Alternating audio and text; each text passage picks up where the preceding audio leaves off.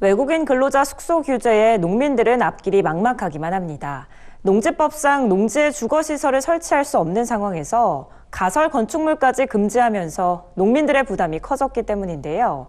최근 에어컨 등 주거에 필요한 설비를 갖추면 일시적으로 농지를 주거용으로 이용할 수 있게 하는 법률 개정안이 발의돼 주목받고 있습니다. 보도에 남수지 기자입니다.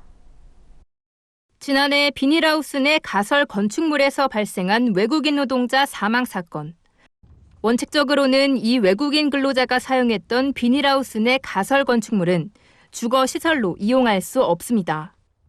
또 컨테이너나 조립식 패널이어도 가건물이 농지에 위치해 있다면 숙소로의 이용이 불가합니다.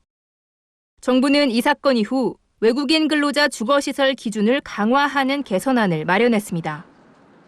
농가에서 외국인 근로자의 숙소로 가설 건축물을 사용하는 관행을 막는 동시에 주거 환경을 개선시키기 위해서입니다. 정부는 비닐하우스 내 가설 건축물과 컨테이너, 조립식 패널 등을 외국인 숙소로 제공하는 경우 고용 허가를 내주지 않도록 했습니다.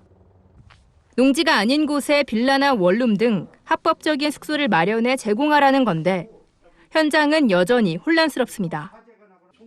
강화된 기준에 적합한 주거시설을 갖춘 농가는 극소수인데다가 별도의 주거시설 마련은 외국인 근로자 급여 감소로 이어질 수 있어서입니다.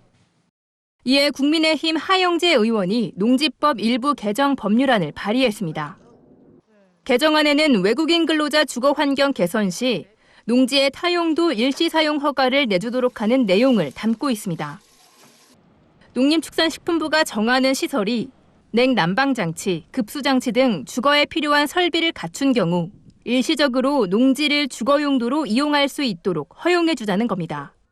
만약 컨테이너와 조립식 패널, 축산농가의 관리사를 농식품부가 기숙사 시설로 인정하면 농가들은 주거에 필요한 설비를 갖춘 건축물을 주거 용도로 농지에 설치할 수 있게 됩니다.